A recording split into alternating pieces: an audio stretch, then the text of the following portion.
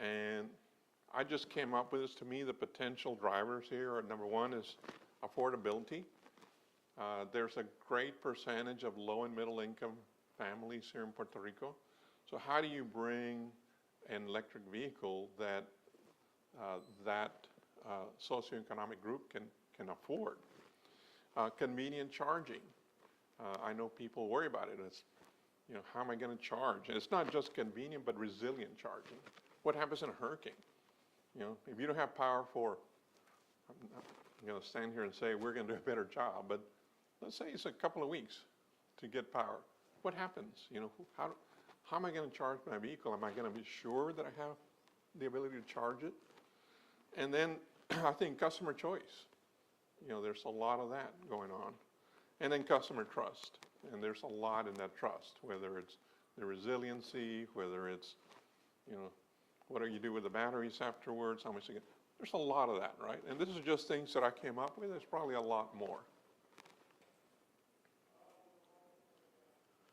So to me, the key to overcome in solving the problem is a coordination of all stakeholders to facilitate the ownership and operation of electric vehicles. Who's going to maintain them? How do you do the maintenance? How do you have to go to a special place to maintain them? How do I buy them? Can I go to a local place and buy them here? There's many issues besides LUMA's role in here working with the local regulator. Where do we come in? Well, that's where the regulator and all the stakeholders are going to decide. Right now there's guidelines that the regulator has put together, and we're working around those guidelines to put together our phase 1 plan. But in reality, all the stakeholders and the regulator will decide LUMA's role. How many owners of the charging stations? Who owns it? Do you own all of it? Who's going to put them in the lower income areas? There's lots of things to decide. And frankly, we want to be a part of that decision making. We don't want to be there and influence it really one way or the other. We're going to use what we believe is our common sense, but there's a lot to decide. Where do we reinforce our grid? Do we populate the island immediately with chargers? Well, that's costly. And if we're going to do it in a resilient fashion, that's going to take a lot of money. So how do we do it? Right now, the guideline is calling for us to focus on residential, then commercial, and then I forget what the third one is, but is that the right order? I don't know, right? Is it in Texas, when I was there, we focused on the commercial fleet first. So, but again, that's not LUMA's role to decide. It's LUMA's role to participate in the decision making so that we can collaborate. How are we going to reinforce the grid? How do we add batteries and solar, and who brings that in? How do we coordinate all that to make it resilient? And when we do have a hurricane and you're out for a couple of weeks or 3 weeks, because frankly, depends on the size of the storm, right? So how do you rest assured that you're going to buy one that you will have charging power for your car? Okay. So the benefits and consequences. What you see here on my left is we have plotted what's going to happen when we add. There's 6 tranches right now of utility solar that's being planned to be on the island. Francisco alluded to that. The regulator is working on it. We're currently working on tranche 1, and tranche 2 is about to take off. So right now, what you see, if you allow me to step in here for a minute, this is tranche 1. What happens is our average load with tranche 1. With tranche 1, it's going to reduce right here. Tranche 2, 3, 4, 5, 6. So you see the load when we finish with the tranches is during the day is really going to dip down a lot. So that's an opportunity.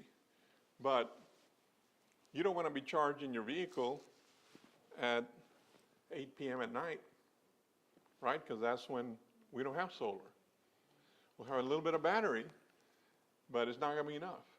Okay, so again, how do we coordinate all this? Look at all the energy when all the solar tranches come in that's going to be available during the day. Not to mention the solar that's coming up in the rooftop solar for homes. Today, we're getting about 2,000 applications a month. So we're processing 2,000 applications a month for rooftop solar.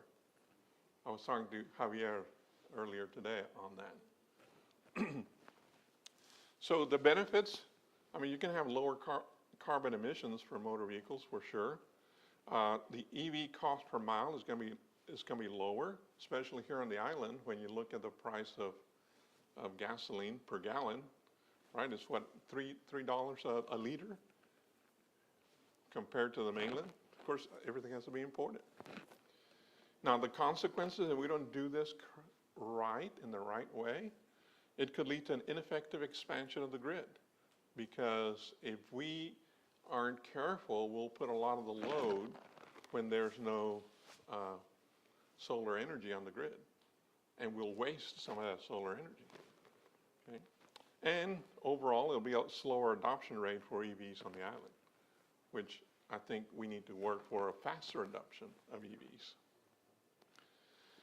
So the final statement to me regarding critical infrastructure equity and resiliency for PR to achieve its clean energy and equity goal, critical obstacle is coordination of all stakeholders to facilitate ownership and operation of electric vehicles. It's not just the ownership, it's the operation of it. You know, the refueling, confidence in the fueling, being able to purchase it, being able to take it in to get it fixed. All of that works together. How do I get rid of the battery? How do I change it? What do you do with the batteries on the island? Okay. So anyway. Thank you.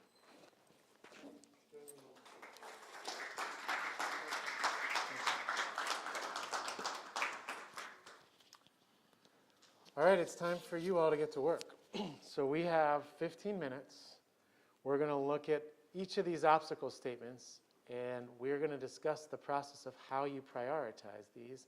And together, our goal is, over the next 15 minutes, is to come to a consensus and alignment, sorry, I could take that off for a second, of an obstacle worth our focus to find a 12-month solution for. So it's a collaborative process. It's not you throw your vote over the wall. We're actually going to do this together. So let me show you how that's done.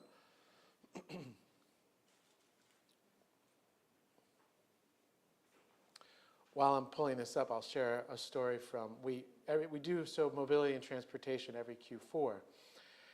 And we had the chief of fleets for DCAS, which is for New York City, is the department in charge of all the vehicles for New York City, all the city government vehicles. His name is Keith Kerman. And budget to buy electric sanitation trucks is not Keith's problem. His concern is if he puts in electric sanitation trucks or trash trucks, and there is a multi-day outage in the winter, all of New York freezes. I mean, shuts down, because those trash trucks are also the plow trucks that plow the streets in New York. So it's what keeps him up at night, actually, is the pressure on him to electrify his fleet with no critical backbone there to withstand a multi-day outage. So it goes back, I think, Eileen, when you mentioned about, we're really talking about the circulatory system of your body, and when you can't have transportation flow, it can have devastating consequences. No, I thought that was fascinating. So let's pull up Slido. You're going to be able to go to that QR code. I see where I'm at right here. And you're going to see in Slido, once I get to it, all right, great. You'll see on the screen the obstacle statements as defined by our speakers today. And your job, by just upvoting, taking your thumb, you'll pick the one you feel is most critical for us to focus on in terms of collaboration. I'm going to let you take a moment, look through them, and then I'm going to go through the audience with my team and hear why you're picking one over the other. And let's see if in 15 minutes we can synthesize these obstacles into something worth our time to find a 12-month solution to.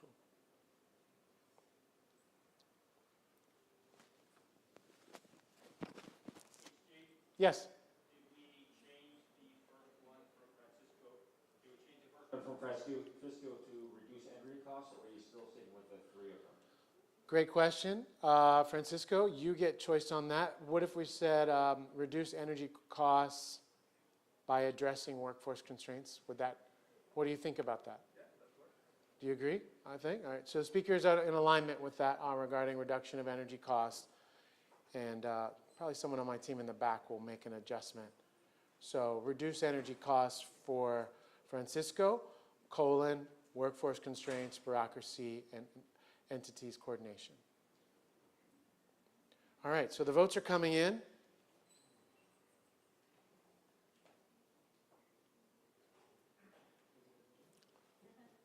All right, so now we're going to get into see how these interrelate to one another. All right? All right, who has their vote in? Yep. All right, now it's time to find out why. Gentleman with the glasses and mask on, who is that masked man? I know. I am Mike Goff with Juan Services Puerto Rico. We're a local company here, and we focus on construction and rebuilding the electric grid. And we're also building a line worker college here to address workforce constraints when it comes to training and growing new people to do the work. So I picked number 1 on our list, which was the reduce energy costs by doing those 3 things that Francisco talked about.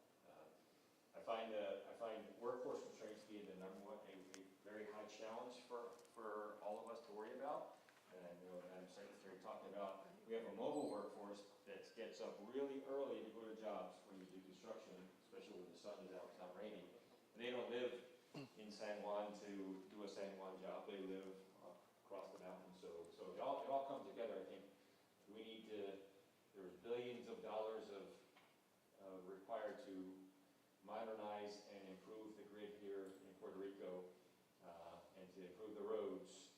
But you're going to need people who can do it, and people who can get to the jobs, and people who move to the jobs. And I think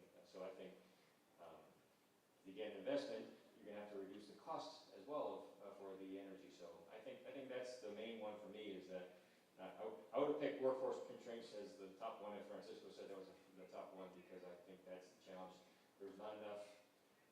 There are a lot of great workers in Puerto Rico, and we employ a bunch of them, but there's not enough for what's coming up to modernize and to get to Act 17's goals of a clean and fairly priced electrical system.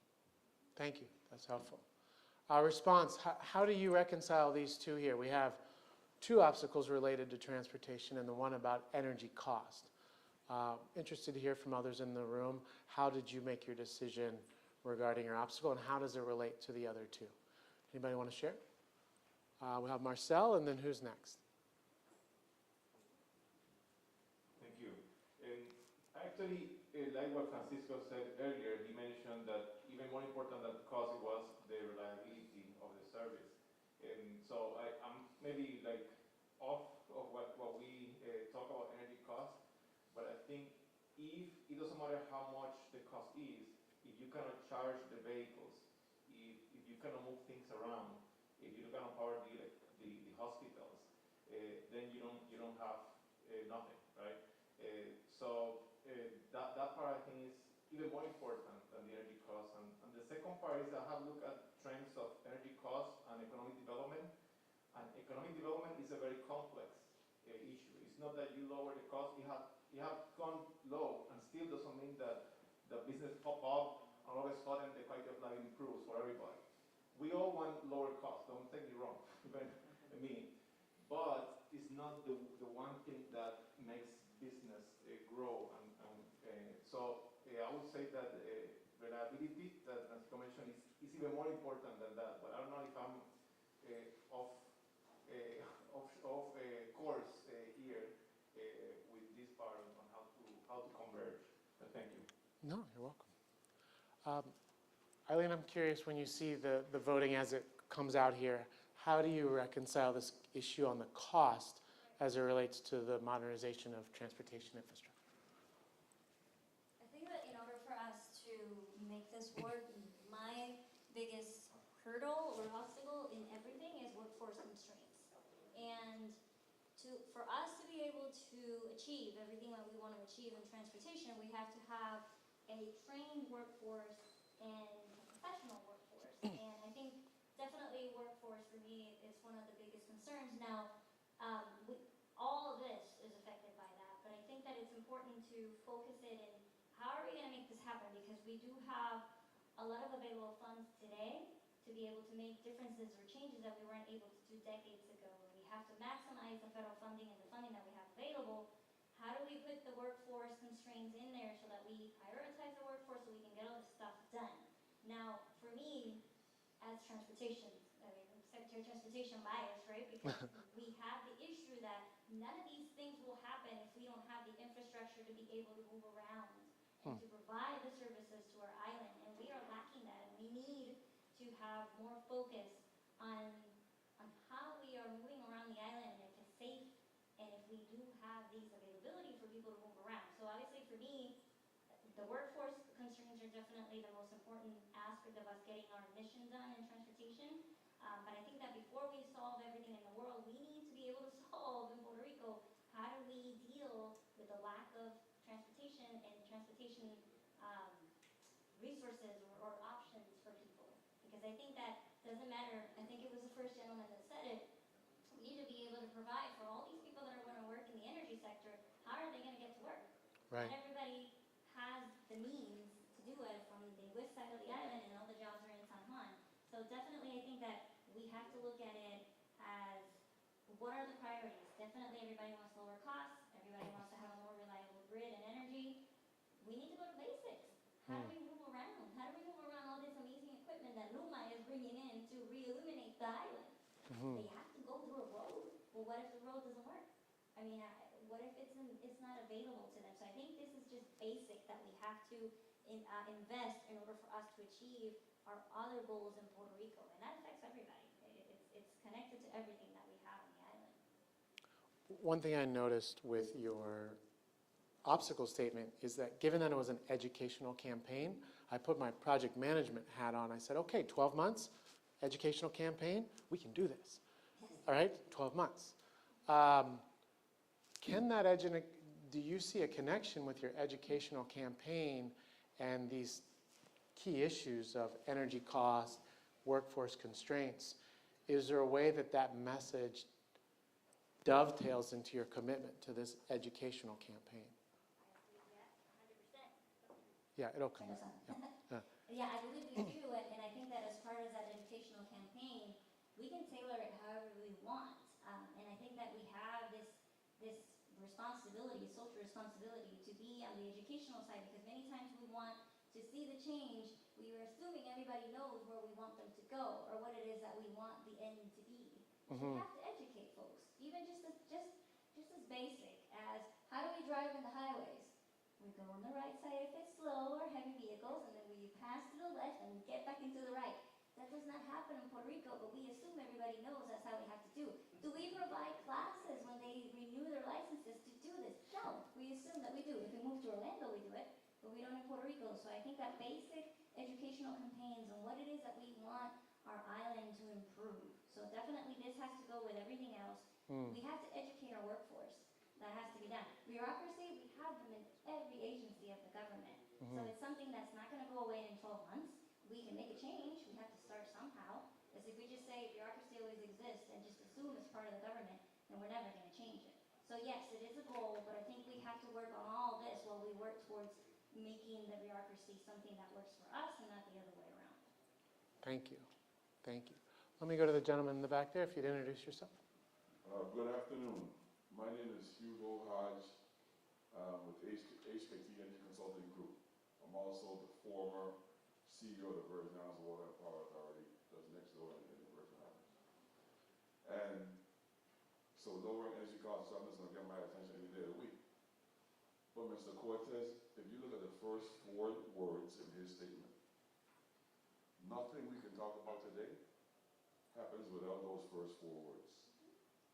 One of the major problems we have is that everybody comes down to the Caribbean developing a project. We want to do energy projects, but we don't want to talk to the utility. We want to talk to the politicians. Or we want to talk to the folks in the school system or whatnot.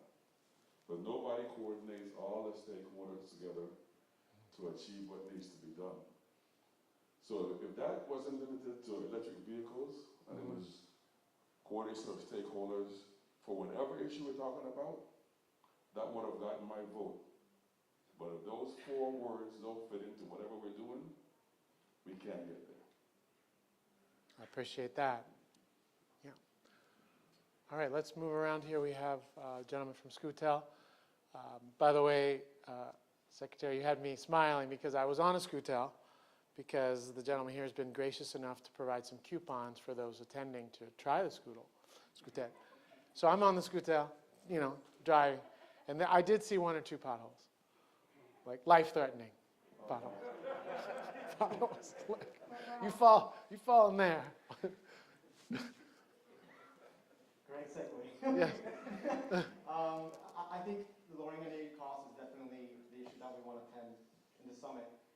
But we have to go down to what are the control variables that we want to set aside, and what are the cost drivers that we want to attend and address.